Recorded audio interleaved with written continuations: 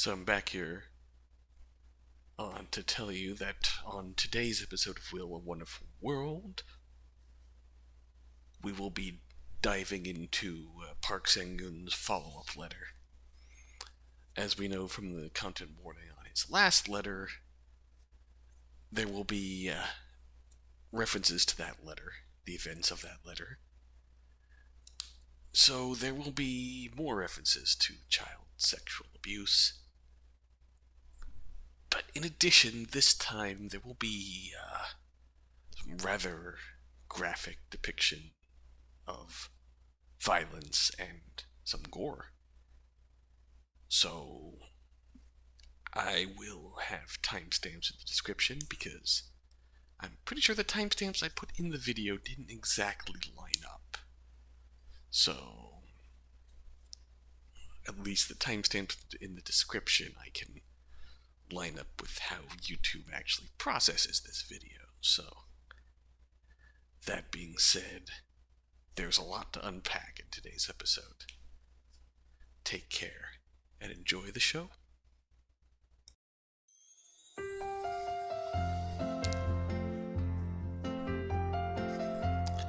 If you could dispel the darkness inside your own heart, the world could easily become wonderful. I don't remember what my autosave data was.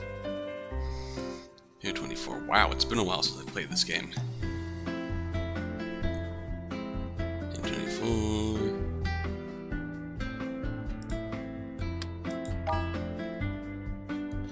Okay.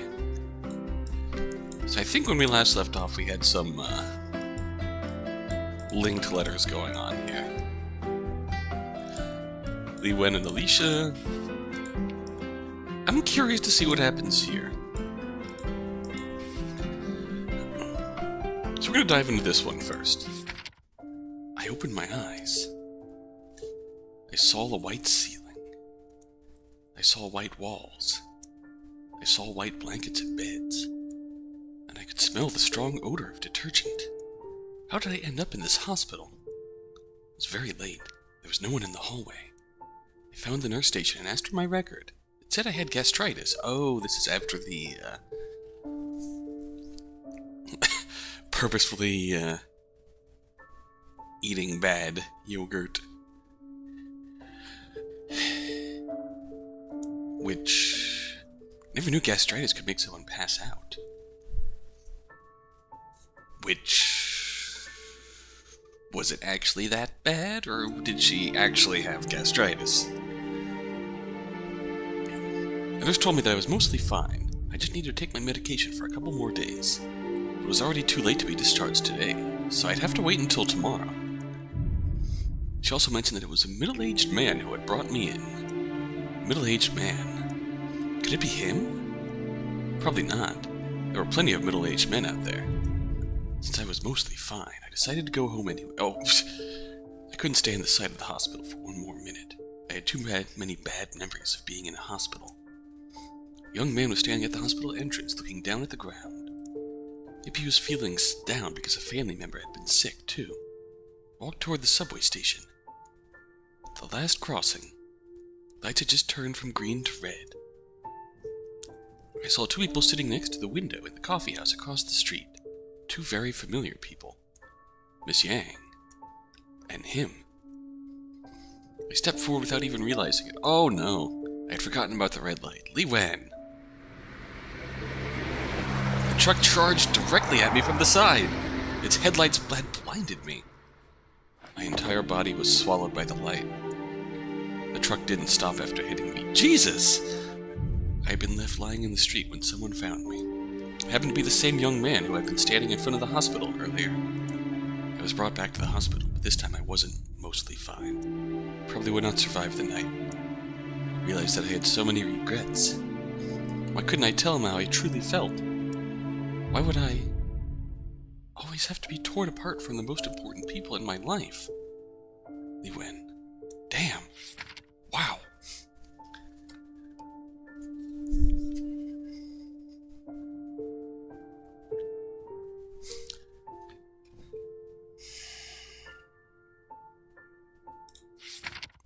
still don't like the implications there, but 9 a.m.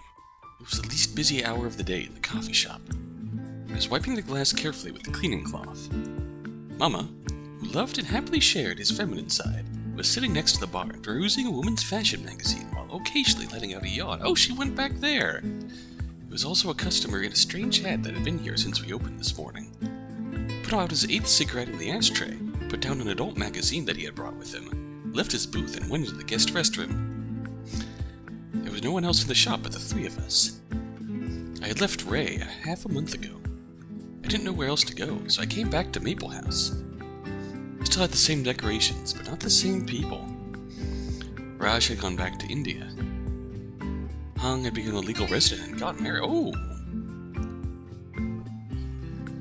On my first day back, I had told Mama everything about being auctioned off and abused. I left out everything related to Ray. Mama was crying so hard that his entire face was wet. He hugged me so tight and told me of course I could come back. I could stay here for as long as I wanted to. I tried to get back to a normal life. I wanted to save up a little more money so that I could bring Carlos over to live with me. Ring ring! A middle-aged man with a thick beard had just walked in. Oh no. I was carrying a glass pitcher of water when I accidentally bumped into him at the door. Water spilled everywhere. I caught the pitcher 20 centimeters off the ground before it got smashed into pieces.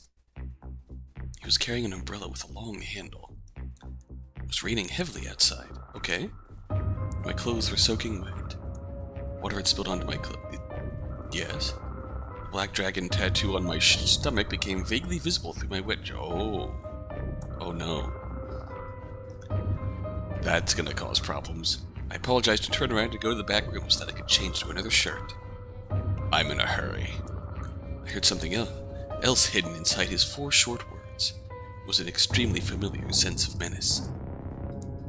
Then I noticed his umbrella out of the corner of my eyes. I didn't suspect anything earlier because of the rain. Now I realized that his umbrella was completely dry. Oh. Huh? I ducked down and sprinted into the kitchen. What? Jesus! Multiple deafening gunshots erupted behind me. Meticulously painted walls were littered with holes from the shotgun. I dragged Mama into the kitchen. His fake eyelashes had fallen off. There was nothing but a bloody hole where his left eyeball was supposed to... Jesus! His and my blood was spreading all over the kitchen floor. Suddenly I heard a flush come from the restroom outside and nothing else. He was so confident that he wouldn't even bother coming in to make sure that we were dead. The bearded man must be coming after me. He couldn't be here for any other reason but revenge. I had made a mistake. I should not have come back. I should not have expected to lead a normal life. My mind was becoming cloudy. Mama, I'm so sorry. It was my fault. Alicia. Whoa, wow. Oh, God.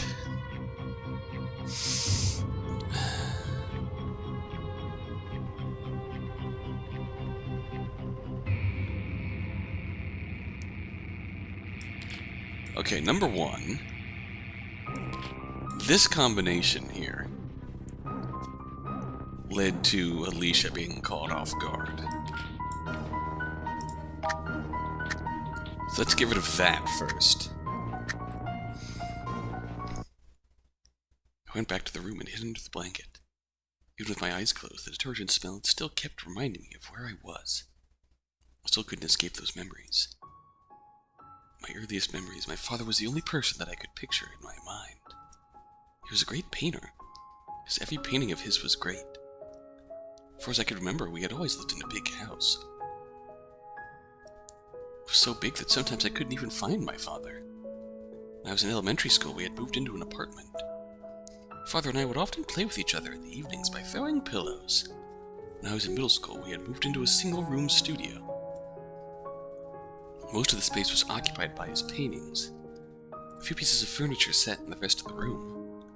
We would sleep on the floor when it was bedtime. The place was so small, many mornings I would wake up and realize that I had crawled into my father's bed in the middle of the night. Life wasn't easy, but I was happy.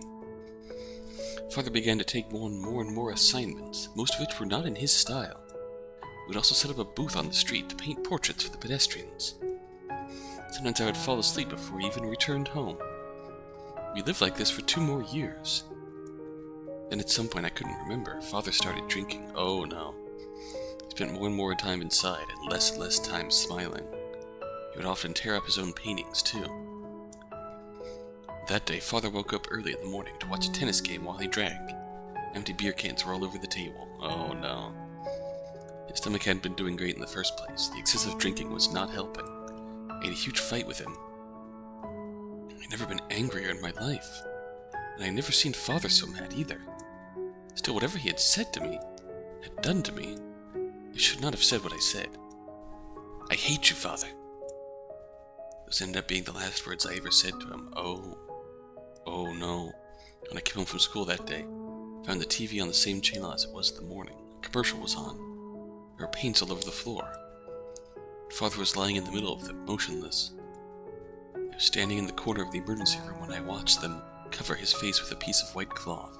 I said there was no need for further medical assistance. Death felt so unreal to me at the time. I wasn't able to process any of it. I sat on a hospital bench in complete silence for a long time until a doctor crouched down in front of me and softly said my name. I finally cried. Cried my heart out. I love you, Father. But he couldn't hear it anymore. I woke up and I couldn't tell where I had been in my memories. Boundaries between nightmare and reality had been blurred by my tears. I sat up in the hospital bed, sobbing uncontrollably. If only everything had just been a nightmare. A wrinkled blue jacket that smelled like paint was placed softly over my shoulders.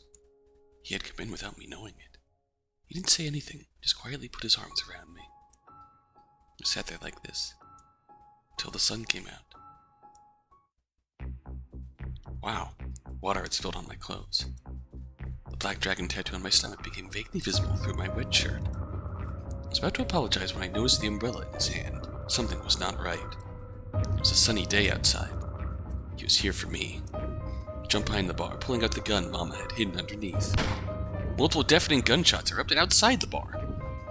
Particularly painted walls were littered with holes made by his shotgun. Mom was hunched over his magazine and his fake eyelashes had fallen off. There was nothing but a bloody hole, oh Jesus, where his left eyeball was supposed to be. I stood up behind the bar and aimed at the visitor. Sweat, tears, blood, and my makeup were smeared all over my face. Suddenly I heard a flush come from the restroom.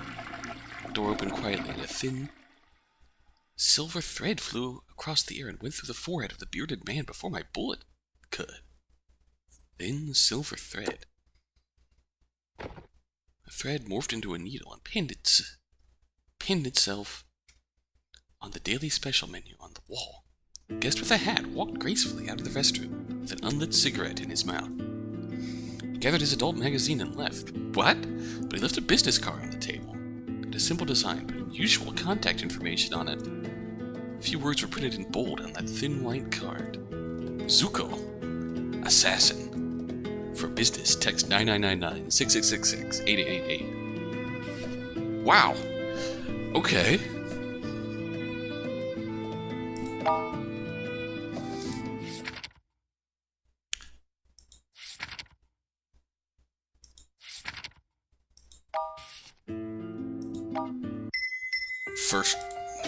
First time? Te extraño. Oh. First time every time. Oh. Yeah.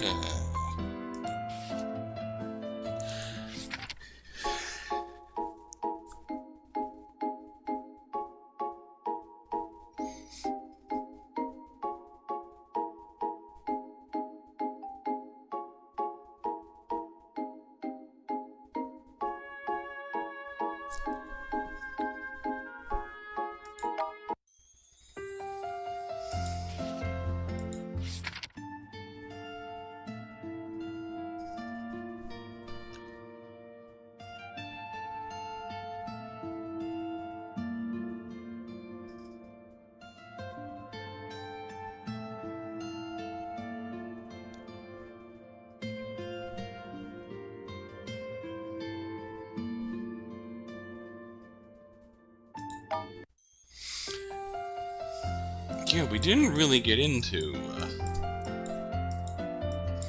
her family all that much in the end.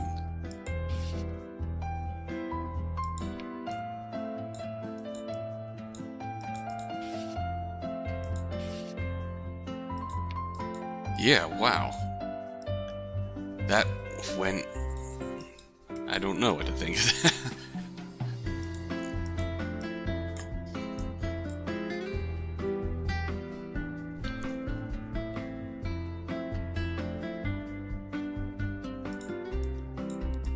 I mean, I guess there's still time to see how this relationship pans out, but it's... I still wish that it had been immediately... They had immediately avoided the romantic implications. Because it's obviously strong, incredibly strong connection with Wen Zharen and Li Wen's father. Insanely strong connection. They're both self-destructive painters.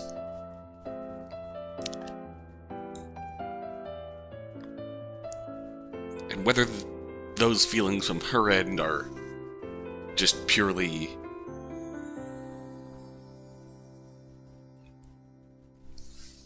being confused with the desire to apologize to her dad and tell her dad that she loved him one more time.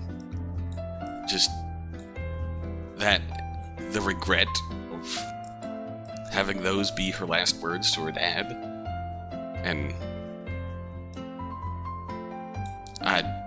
I don't really know what to think about that right now. Anyways, time to suffer some more. Time to suffer. I was lying still on my bed with my eyes closed. I could feel the breeze coming and going. Then a fly. The annoying mosquitoes kept interrupting my thoughts. Damn pests. I flicked the bloody body of a mosquito away like a small booger. Dinner time.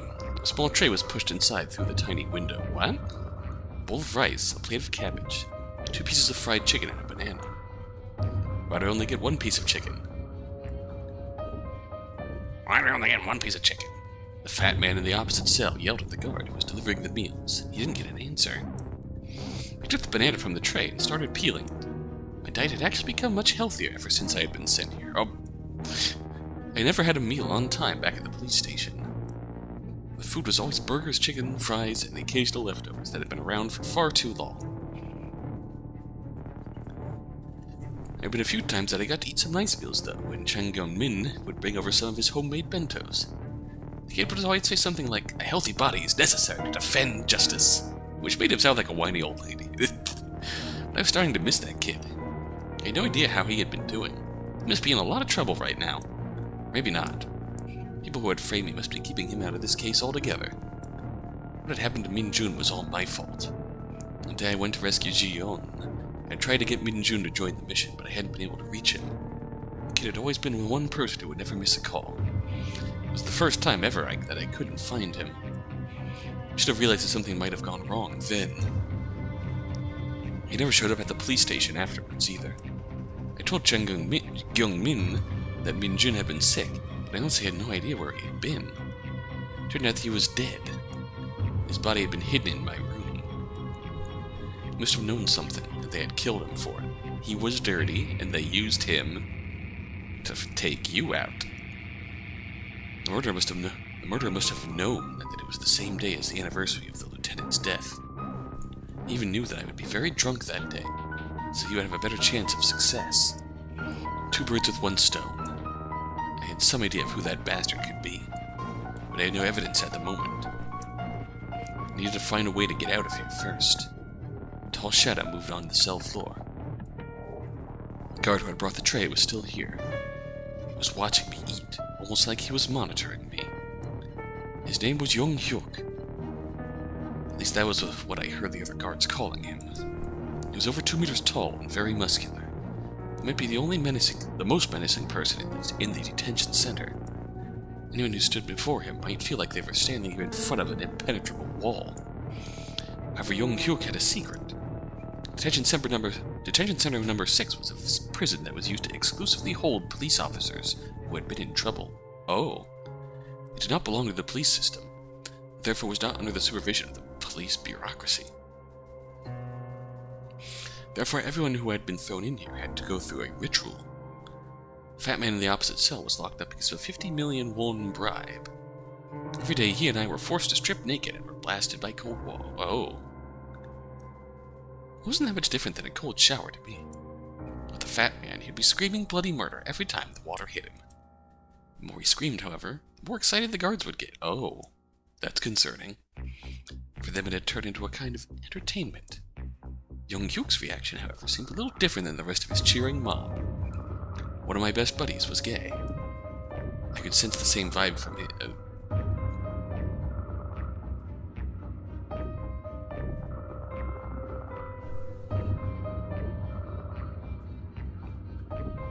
No.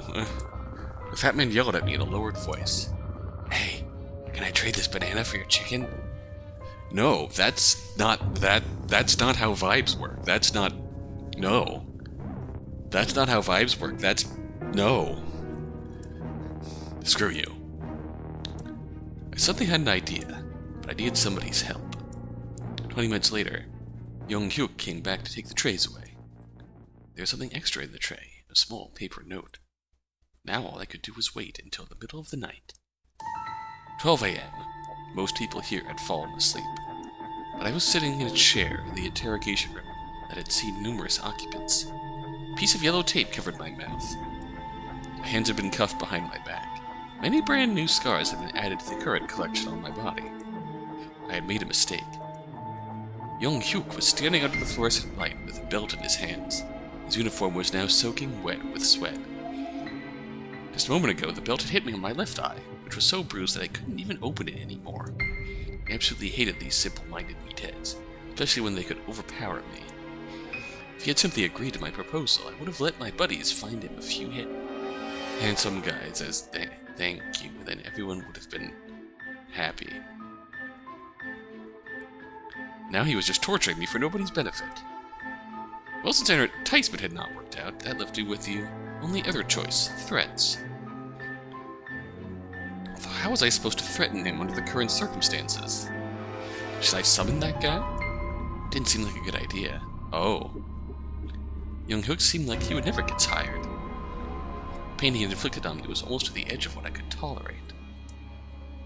I've been trying my best to control it, but in the end, he still woke up. The light from the swinging bulb cast some moving shadows on his impatient face. Idiot. I took out the pen and stabbed it into him. The pen went right through his eye socket and into his brain. Jesus! He was dead in an instant. So was my consciousness. When I woke up, I found myself back in the cell. It was a different one this time, and there were more guards at the door. I felt my pocket. As usual, there was another note. I opened it, and it said, "Your clothes stink. I told them to get you 2 new sets." That bastard had landed me into such a big mess, and only cared about was some clean clothes. I now had another life on my hands. Minjun's case was still highly inconclusive, but this one was much more straightforward. I had indeed killed Young Hyuk. How could this have happened? Damn it. Kang Baekya.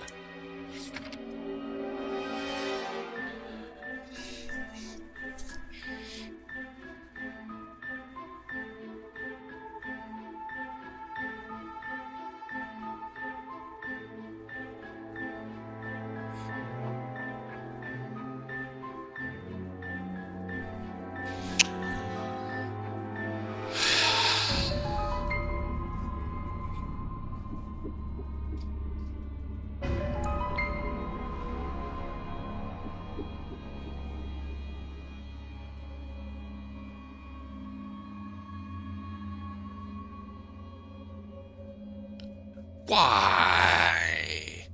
Why? Why? Why?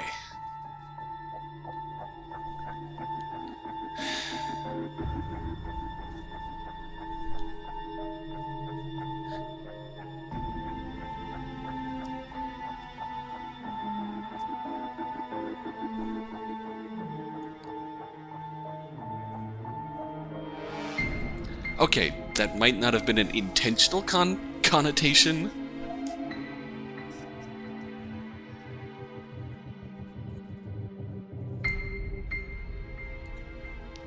That might have been an unintentional connotation. No, I can't even make excuses for that. Young Hyuk's secret is that he's a fucking predator, not that...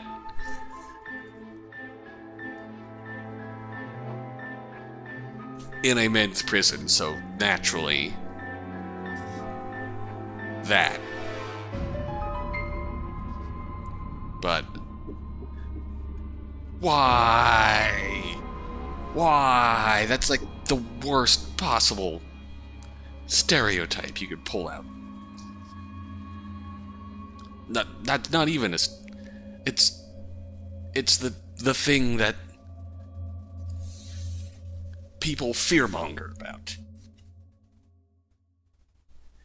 It's the lie that people fearmonger about.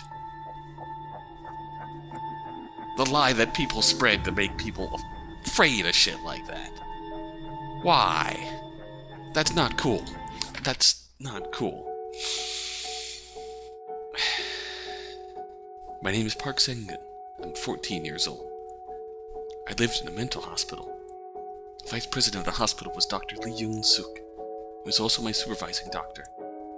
Ever since I had been sent there 12 years ago, at 12 years old, he had been raping me.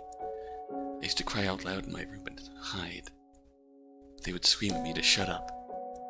I tried keeping a diary to relieve my stress. I realized the nurses would read it behind my back. When I was feeling extremely desperate, I would pick up the pen and stab myself with it. I forced myself not to cry, no matter how painful it was. It was an exercise. After a while, I gradually became numb to the pain. That way it would be less painful when I had to go to that room again. Most of the nurses in the hospital were women, but I did come to know one male nurse. His name was Lee Young-chol. The other nurses said that he was the nephew of Lee Sun-yuk, that was the only reason he got the job. Every Tuesday night he would take me to Lee Sun-young-suk's office. He would then just wait outside, until it was over. He would then bring me back to my room. One day he noticed my scars. He could tell that those were not caused by his uncle. After he found out that I had been hurting myself, he decided to confiscate my pen. Coward. He knew what his uncle had been doing to me. I also knew that he had read my diaries too. He was too afraid to stop his uncle, but he would take away my pen. I closed the door. I threw myself at his feet, held onto his legs, and began crying at the top of my lungs. As expected, he panicked and touched my head with his hands, trying to console me. Since that moment, he had become an ally of mine. As an ally, Lee Young-chol sometimes uses limited power to get me some small privileges. For instance, I could walk in the garden a little longer than the others. I could hold on a little longer. Maybe I could even find a chance to escape from here. Just when the tiniest ray of hope was beginning to show, I heard a piece of horrible news. My mom had died. I overheard it from the nurses. Jesus. None of them would even tell me the news to my face. They would gossip about me behind my back, commenting on what a poor child I was. I didn't want their pathetic sympathy. I wanted to get the fuck out of this hellhole. I just wanted... Mom. The last 2 years, no one had ever visited me. Why had Mom never come to visit me? Because we had twisted the truth of the thing that Mom was actually abusing us? Question mark. I knew why. Must have something to do with Dad. He sold me off first, kept torturing Mom at home, and prevented her from visiting me. He was not my dad. He was a bad person, a monster. I wanted to kill him. I pretended that I hadn't heard the news. Every night I would cover my face with my blanket so the nurses wouldn't notice me crying. In secret, however, I began to plan my escape. Another Tuesday night, in a room without light. There was only pale moonlight. He and I, 2 people. Everything was exactly the same as 2 years ago, except for the lack of a sinister smell in the air. I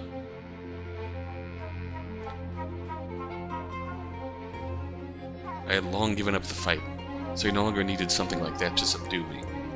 This night wouldn't be the same as usual. He didn't expect me to pick up the chair and throw it at his head. He pushed me to the ground. Lee Young-suk was outraged. He slapped me square in the face twice with both of his hands. I fell to the ground. Everything looked like a blur. He didn't have any more strength to fight back. The chair only broke the phone behind him. What the hell was this music? I knew I had to be physically stronger to have a chance. But the horrible diet and mental and physical torture I had been subjected to was only making me weaker and weaker every day. The door opened. I didn't have to look to know it was Lee Young-chul. He had seen this scene countless times. He isn't feeling well today. Shall we wait until another day? Coward! Fucking stop him! Hey, pigs were flying. When did he start defending me? I chuckled twice, despite my bleeding lips. Who gave you permission to speak? Facing the rage of his uncle, a little bit of courage Lee Young-chul had mustered up crumbled immediately. Fucking coward! Coward! This shit isn't right! Fucking stand up! Do something! Fucking cowards, all of them! Let this piece of shit do this! He walked out of the room in silence and closed the door behind him. Nothing had changed. Lee Young-suk had took off his belt and gave me an unusual lesson, followed by the usual routine. Nothing had changed. No, that wasn't true. Something had changed. I had changed. I was no longer that same kid from 2 years ago, even though I couldn't really remember what I had been like back then. Nevertheless, I knew one thing for sure. Even if I became a pile of worthless human garbage, I would not stay here forever. I wanted to go home. I had to go home. God, do you hear my wish? Park Sang-gun.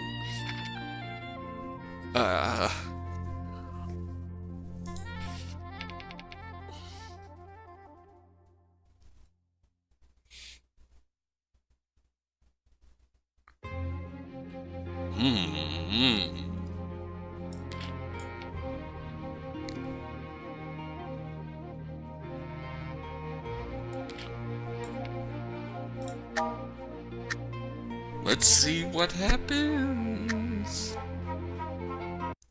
I had a bad feeling. I had to get him back in here before it was too late. I stepped away from the corner of the dark room and walked toward the center. A mysterious invisible force appeared again almost immediately. It was as if there were numerous dark hands that were pushing on my shoulders, grabbing at my ankles, trying to stop me from walking into the light and regaining control of my body. I was pushed down to the ground, but I kept crawling. More hands were grabbing at my feet and my legs, dragging me in the opposite direction. I could not give in. I would not give in. Last I grabbed my feet. Enough, you bastard. Get out here. The hands suddenly scattered away. I could see clearly again. Belt hit my face once again. Young-hyuk didn't notice any of the changes that I had just gone through. He was continuing this senseless torture. And I had to carry on. The pain right now was nothing to me.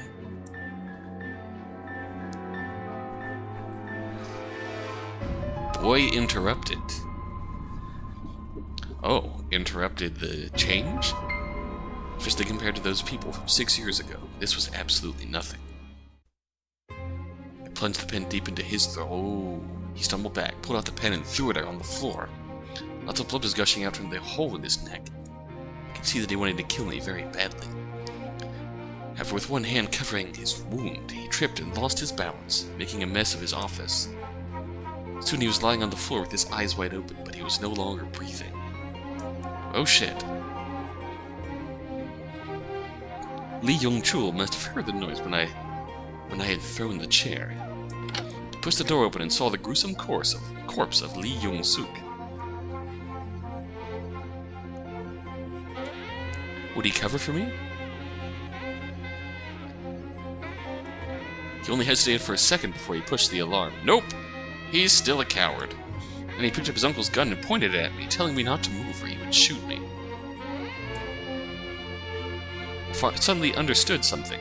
He was always just a spineless little coward.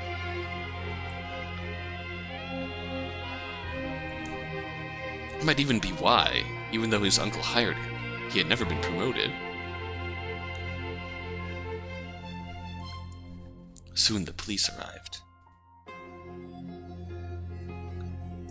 I got my wish to leave the hospital, but I didn't get my freedom. People would later argue whether or not I was truly mentally ill. Some people said that my medical record had been forged, and that I should be sentenced to prison despite being a minor. Other people said that I was truly ill, and that I should stay in the hospital to continue my treatment. The arguments lasted for a long, long time. Well, that's a lot of endings. Okay. I don't like that, but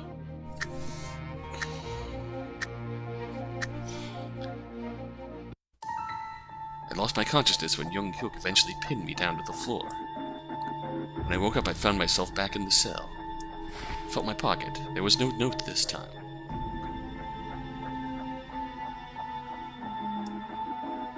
Usually that guy would leave me a message before he left.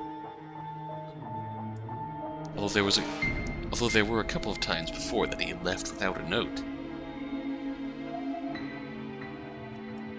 I'd been living with him for 6 years. I still couldn't figure him out.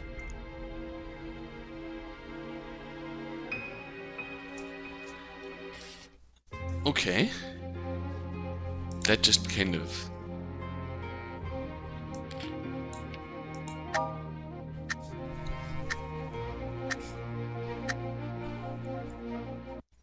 Everything I did wasn't able to stop Young Hyuk. I lost consciousness when Young Hyuk eventually pinned me down to the floor. When I woke up, I found myself back in the cell. I felt my pocket. There were no notes this time. Usually that guy would leave me a message before he left. Though there were a couple of times before that he had left without a note. I'd been living with him for 6 years. I still couldn't figure him out. Okay, that was pretty much the same. I plunged the pen deep into his throat. He stumbled back, pulled out the pen, and threw it onto the floor. Lots of blood was gushing out through the hole in his neck. I could see that he wanted to kill me very badly. For with one hand covering his wound, he tripped and lost his balance, making a mess of his office. Soon he was lying on the floor with his eyes wide open, but he was no longer breathing. He was dead, but that was too good for him. Before anyone noticed what had happened, I quickly searched the entire room. Found his hospital keycard, some cash, and a Swiss Army... Oh! I ripped his clothes and pants off him and put them on myself so that mine wouldn't get bloody. And I cut his... Oh my god!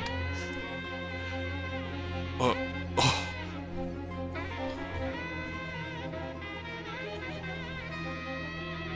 Then I cut his thing off. I stuffed it into his mouth. At that moment, I felt so relieved. Even the air in this room felt suddenly cleansed. I opened the window and slid down the drain pipe. The security guard on duty was watching TV in his office at the main gate.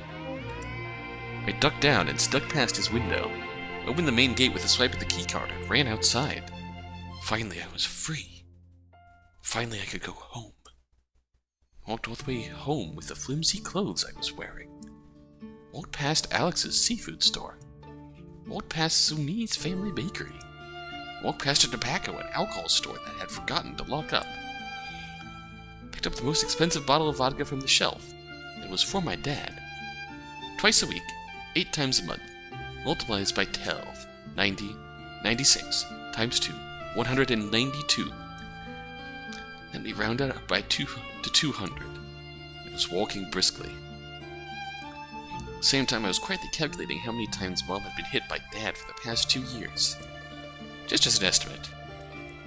It was almost sunrise when I finally saw my familiar, yet strange home. As I expected, Dad was sound asleep.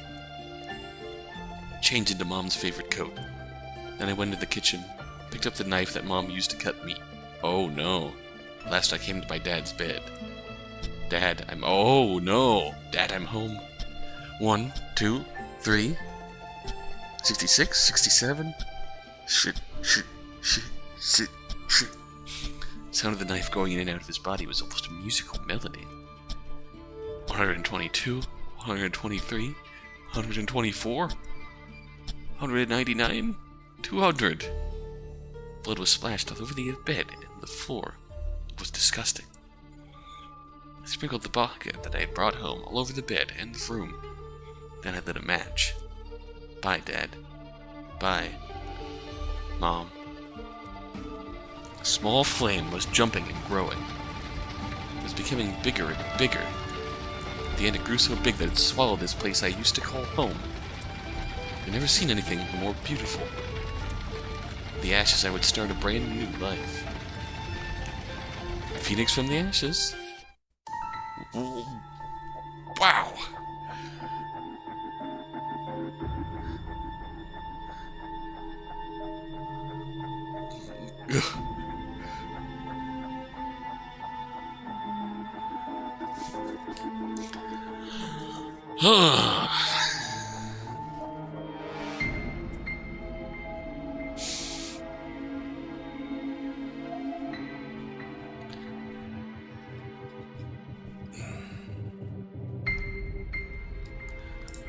Okay, we're gonna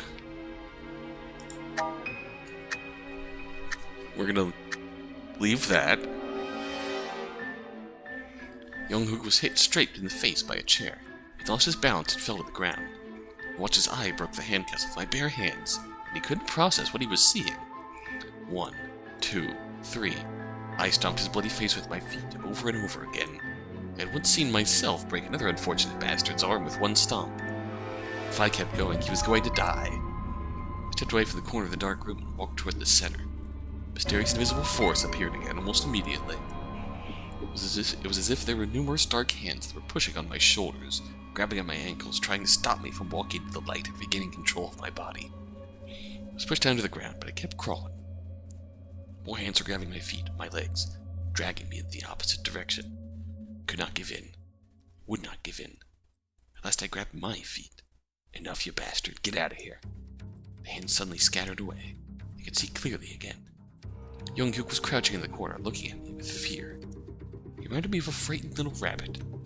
I had scared him. He had not realized that the person standing in front of him was a different one now. There was a wallet on the floor. It wasn't mine. I picked it up. There were a few bills, a credit card, and a receipt from a gay bar only a few days ago. Okay. Unnecessary, as well as a family photo. A beautiful wife, a lovely daughter. What a happy family. The happy lady surely had no idea of the secret life that the husband and father of the family had been leading. Little Rabbit had no other choice. Oh boy. Oh fuck. Fuck me. Well, that's done. Oh, another new character. Oh boy. 2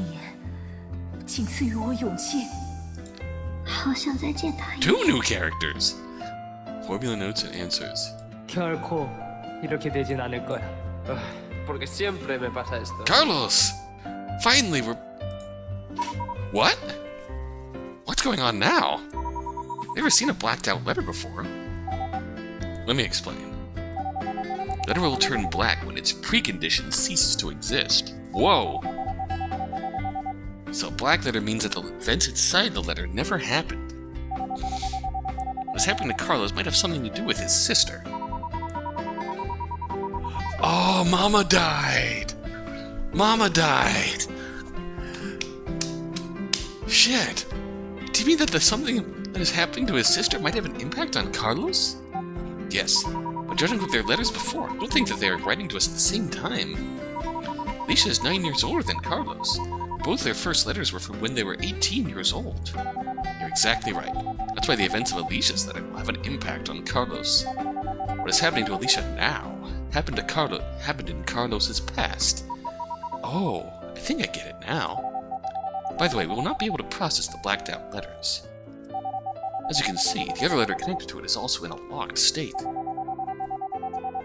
A locked letter means that other letters connected to it are blacked out. If you see a locked letter in the future, go and check the status of the letters connected to it. When you see a black letter, you may select it to obtain more clues. Clues are shown as these black dotted lines. Letters connected by these dotted lines are the reasons the previous letter is blacked out. Knowing this, we can start by examining these letters first. Understood. Let me take a look at those letters then. Oh, here is one small tip. Remember what happened in Carlos's previous letter? No, it was ages ago. If I remember correctly, it was about what had happened in the auction house after he brought Yi there. Right. Do you remember which ending you chose for him? Of course. He saved Yi and also managed to escape himself. Then what happened? Then... Oh, he was taken away by the police, wasn't he? Yes. You could go and check again. Because of the impact on some other events, the ending might have changed. Oh! You mean that even with the same ending, the details of it could be changed at any time? Yes. Such changes might happen in the non-ending parts of the stories, too. It doesn't happen very often, but if you pay attention, you might find it interesting. Wow! So what changed here?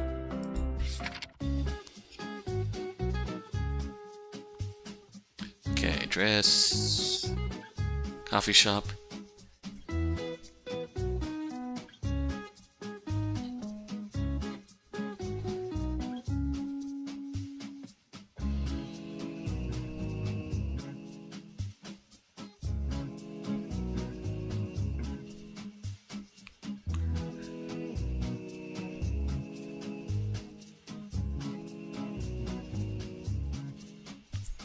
Still wearing these dress.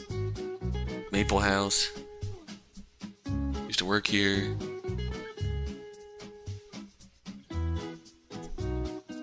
There's in the coffee shop.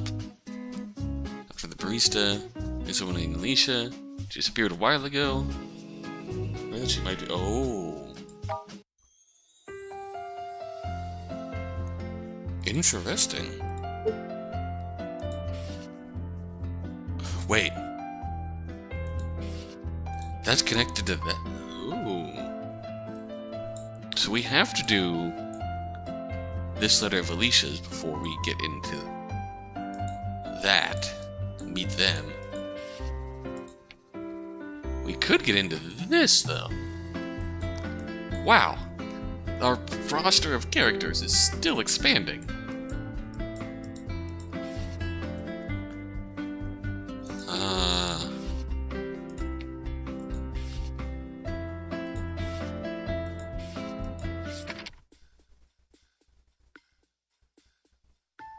So, Mama. No, but this...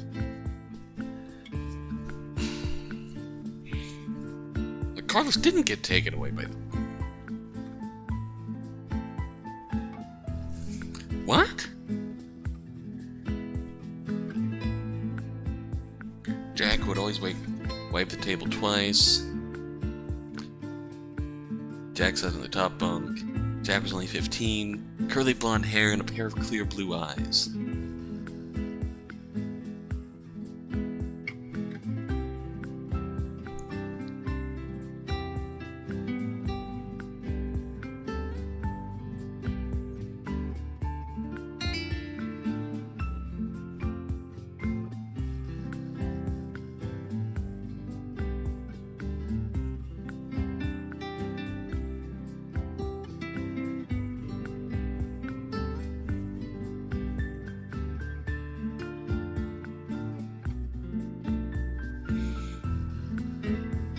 Jack never talked too much. He really mentioned anything about himself. Saw a burn scar on his back while he was changing.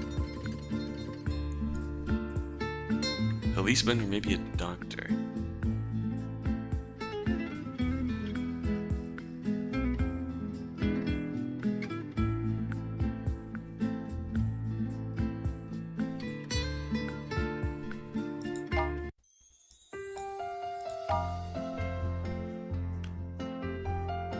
Okay, not necessarily curly, but very much blue eyes.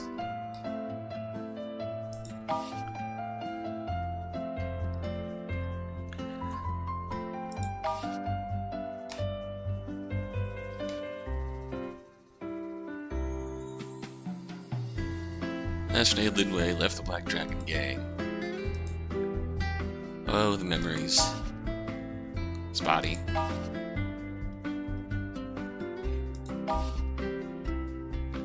Still not 100% sure what's going to happen here. Man, he still has a lot of information to find out about. Rocky.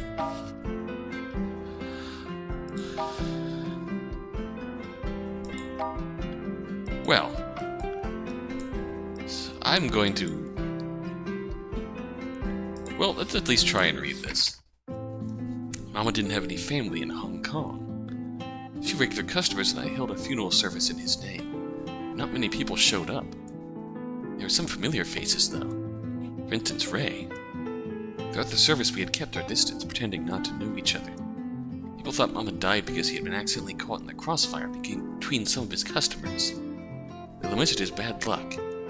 However, I knew the truth about his death. It was because of me. It was all because of me. Half a month later, I began to consider leaving this place full of nightmares and going back to Mexico. Zas. It was a famous local shopping center with an unusual name. The prices in the center were even more unusual. I hadn't seen Carlos for so long, and I wanted to bring him something nice. Looking at those fancy men's coats, I couldn't help but be at a loss. It had been so many years, I didn't even know what size he would be wearing. I was sizing a brown coat against myself while looking in the mirror, when I felt a sense of danger coming from more than one direction. The elevator at the southwestern corner, the discount department at the northwestern corner, the food cart that sold juicy beef balls in the southeastern corner. If I were an assassin of B+ level, they were probably around C-. Still, I was outnumbered. Besides, I didn't have my dagger or gun on me, since I didn't expect I would need them.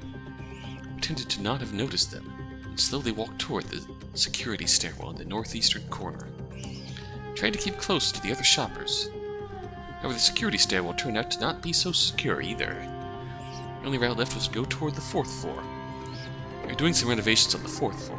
Construction materials were everywhere, but there were no workers around. Then I spotted a sniper with a rifle on the roof of the building across the street. I had to scratch my plan of escaping by the window ledge. I could hear footsteps of different sizes coming from inside the stairwell, even though they were clearly trying to keep it light. I had no choice but to hide in a storage room full of cleaning supplies. I sat down on an upside-down bucket, feeling defeated. I'd always dream about the end of my life every time I went on a mission for Ray. I'd had the same kind of dream over a dozen times. Therefore, my current situation wasn't completely unexpected to me. Still, I felt a little choked up. I put my hand in my pocket, hoping to find a napkin. Instead, I found a wrinkled business card. A business card that was very suspicious by all standards. 999-666-888. I half-heartedly texted a message to the number, asking Assassin Zuko for help. To my surprise, I soon received a reply, albeit an automated one.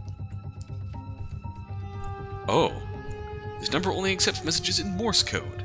Your message was not valid. Please edit and try again. ... dash.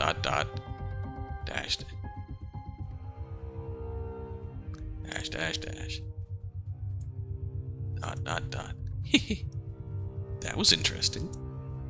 My training did include Morse code, but I hadn't used it enough for a long time. Let me think, it should be ...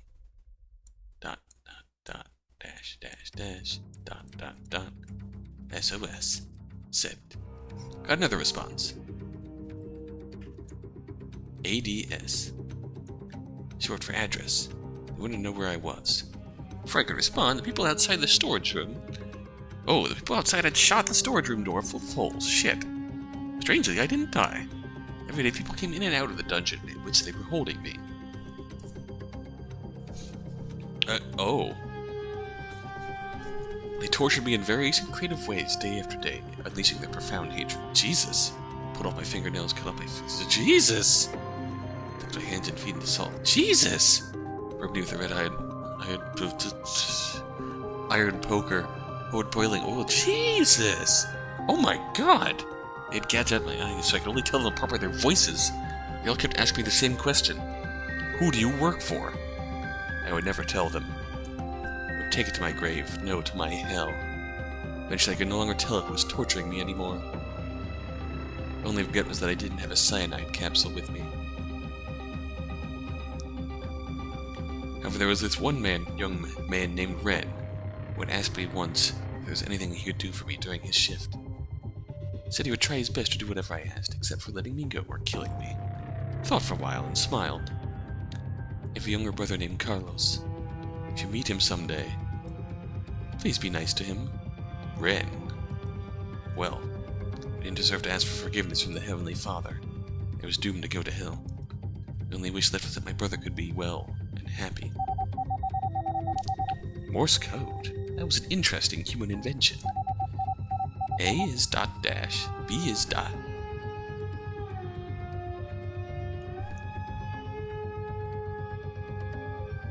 B is dash dot dot dot. C is who am I talking to? Alicia. Thank you, Will.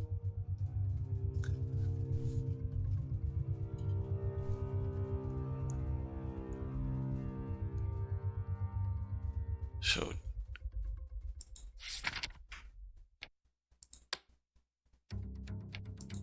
oh wow. I don't want to bring that one back up. Morse code. So where are we at here? XAS. X. I feel like I need to take this down.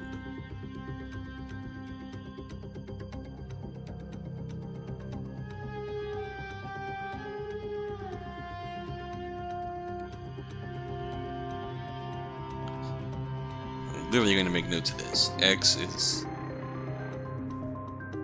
dash dot dot dash. A is dot dash. S is dot dot dot. So we're literally going to rearrange our SOS to spell XAS.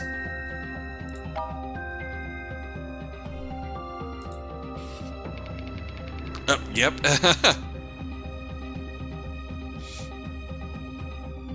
Here we go.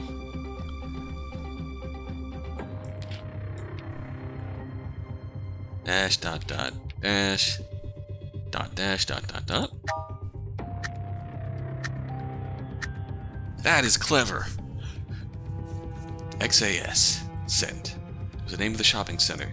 I wasn't really holding my breath. There was no way they could save me in time, even if they wanted to. And if they got here, they were 10 floors to the center. By the time they found me, I would be long dead. I was right. In the end, I wasn't saved by this Zuko man. Today was filled full of bullet holes behind the storage room door. Jesus! Strangely, I didn't die. Oh, okay. That... Well, that was a nice thought, but shit. Voices. What do you work for? Graded on my hell. Well, how many endings do we have here? Okay, so what can we set? SOS. XAS.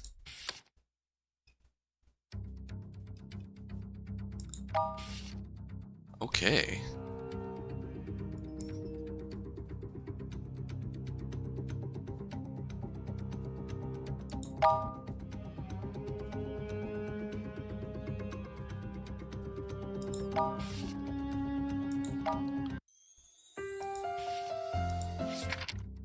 I just want to see the...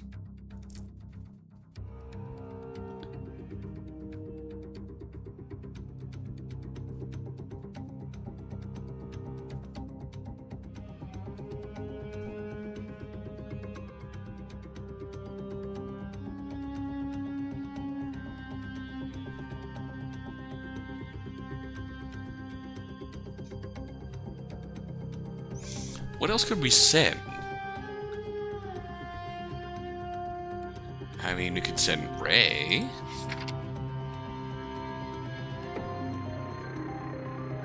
No, that's too many dashes.